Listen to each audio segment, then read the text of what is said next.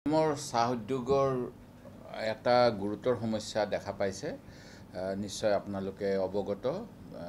চাহ শ্ৰমিকসকলৰ মজুৰিৰ উপৰিও ক্ষুদ্ৰ চাহ খেতিয়কসকলে যোৱা সময়ছোৱাত বিভিন্ন ধৰণৰ প্ৰতিবাদ কৰিছে। তেওঁলোকে কেঁচা চাহৰ উপযুক্ত মূল্য নোপোৱাৰ বাবে আনকি ৰাজপথতো চাহপাত পেলাই দিয়া ব্যৱস্থাও দেখা পাইছোঁ। আৰু এই গোটেইবিলাকে অসমৰ অৰ্থনীতিৰ প্ৰতি, অসমৰ সামাজিক ব্যৱস্থাৰ প্ৰতি এটা ভয়াৱহ সংকট সৃষ্টি কৰিব যদিহে কেন্দ্ৰ চৰকাৰ, ৰাজ্য চৰকাৰ আৰু সকলো সংশ্লিষ্ট কৰ্তৃপক্ষই উপযুক্ত পদক্ষেপ নলয়।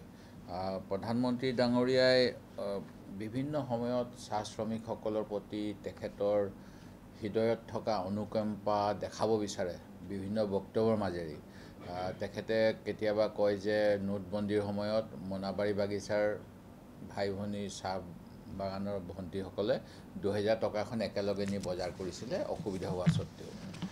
তেনেকৈ যোৱা 2024 চনত হাতীখুলি বাগিচালৈ আহি তেখেতে কৈছিল চাহ শ্ৰমিকসকলৰ অপূৰণীয় অৱদান আছে অসমৰ অৰ্থনীতিৰ প্ৰতি আৰু বিশ্বক এই চাহৰ যোগেদি প্ৰতিষ্ঠা কৰাত চাহ শ্ৰমিকৰ গুৰুত্ব অপৰিসীম।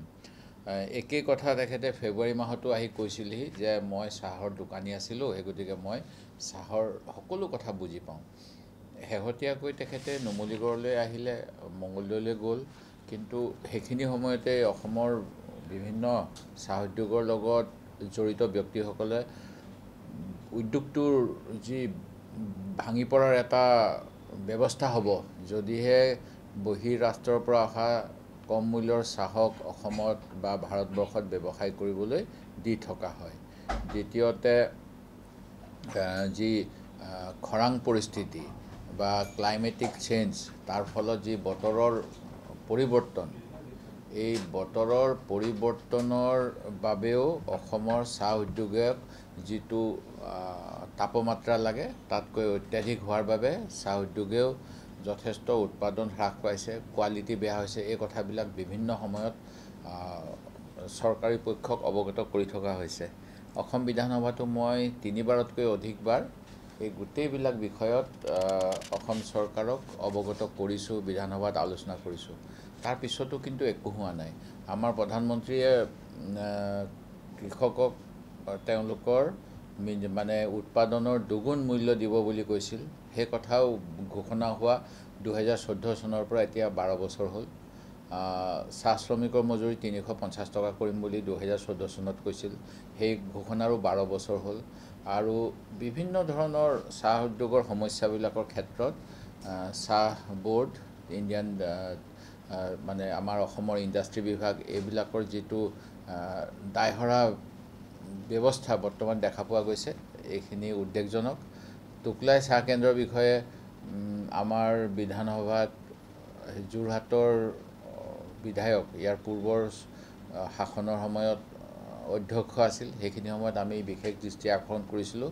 এতিয়াও সেই অৱস্থা। অসম চৰকাৰে আশ্বাস দিয়াৰ পিছতো তথৈবচত টুকলাই চাহ গৱেষণা কেন্দ্ৰই নিজৰ সা সম্পত্তি লিজত দি তেওঁলোকৰ দৈনন্দিন খৰচ উলিয়াব লগা কথা হৈছে আৰু নতুন ধৰণৰ কোনো গৱেষণা কৰিবলৈ তেওঁলোকৰ হাতত কোনো পুঁজি নাই।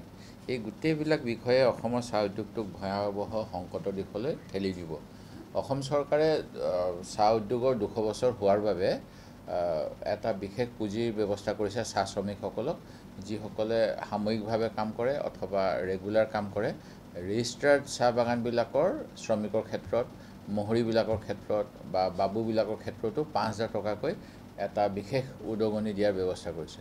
কিন্তু অসমৰ চাহ উদ্যোগত প্ৰায় 50% অধিক হ'লেও কম নহ'ব অৱদান ক্ষুদ্ৰ চাহ খেতিৰ খেতিয়কসকলৰ আৰু তাত জড়িত শ্ৰমিকসকলৰ।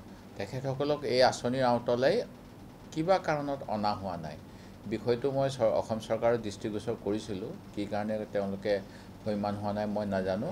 সেই গতিকে এই গোটেই বিষয়খিনিলৈ আজি মই ভাৰত চৰকাৰলৈ এখন জৰুৰী পত্ৰ প্ৰেৰণ কৰিছোঁ, কাৰণ আপোনালোকেও অৱগত হ'ব। এইকেইদিন বিভিন্ন অঞ্চলত চাহ উদ্যোগৰ লগত জড়িতসকলে নিজৰ প্ৰতিক্ৰিয়া প্ৰকাশ কৰি আছে, কিন্তু চৰকাৰৰ প্ৰতিশ্ৰুতিখিনি তেওঁলোকে পূৰণ কৰা নাই। সেইটো এটা অতি গুৰুত্বপূৰ্ণ বিষয়। অসমৰ অৰ্থনীতি মজবুত কৰিবলৈ হ'লে চাহ উদ্যোগটো জীয়াই থাকিব লাগিব। আৰু যেনেকৈ কোনো চাহৰ লগত জড়িত নোহোৱা ব্যক্তিয়ে নিজৰ ধনৰ জোৰত চাহ বাগানবিলাক কিনি লৈছে আৰু অন্যান্য কামত অসম চৰকাৰে আইন কৰি সেইবিলাক হোটেল হস্পিটেল অন্য কিবা কিবি কামত নিয়োজন কৰিবলৈ আৰম্ভ কৰিছে তাৰ যোগেদিও চাহ শ্ৰমিকৰ বা অসমৰ চাহ উদ্যোগৰ ভৱিষ্যত বিপদাপন্ন হ'ব সেই গতিকে এই গোটেই কথাখিনি লৈ প্ৰধানমন্ত্ৰীক মই দৃষ্টিগোচৰ কৰিছোঁ অসমৰ স্বাৰ্থত ৩৫ লাখতকৈ অধিক চাহ জনজাতি আছে বুলি কয় চাহ জনজাতি নহ'লেও বহু ক্ষেত্ৰত চাহ বাগানৰ কাষৰীয়া আমাৰ গাঁৱৰ মানুহক কেতিয়াবা পাত তোলা আমি দেখা পাওঁ সেই গতিকে সকলোৰে স্বাৰ্থত প্ৰধানমন্ত্ৰীয়ে এটা বিশেষ ব্যৱস্থা লওক এই অনুৰোধ কৰি আজি মই আপোনালোকৰ যোগেৰে এই অৱগত কৰিছোঁ এইটো তেখেতসকলৰ আভ্যন্তৰীণ বিষয় এইটো কোনো ধৰাবন্ধা নিয়ম নাই তথাপিতো কেতিয়াবা ভাল মানুহৰ ক্ষেত্ৰত বয়স বাধা হ'ব নালাগে কিন্তু প্ৰধানমন্ত্ৰী ডাঙৰীয়াৰ বহুত ভুল সিদ্ধান্ত দেখিছোঁ সেই গতিকে তেখেতে আপুনি বয়স হ'লে বুদ্ধি হ'ব ভাল বুলি যদিও অসমীয়াত কথা এষাৰ আছে কেতিয়াবা তাৰ বিপাক হোৱা দেখা যায় মই আমাৰ বৰ্তমানৰ প্ৰধানমন্ত্ৰীৰ ক্ষেত্ৰত তাৰ বিপাক হোৱাহে দেখা পাইছোঁ সেই গতিকে নতুন কাৰোবাক দায়িত্ব দিলেও আমি চাগে বেয়া নাপাম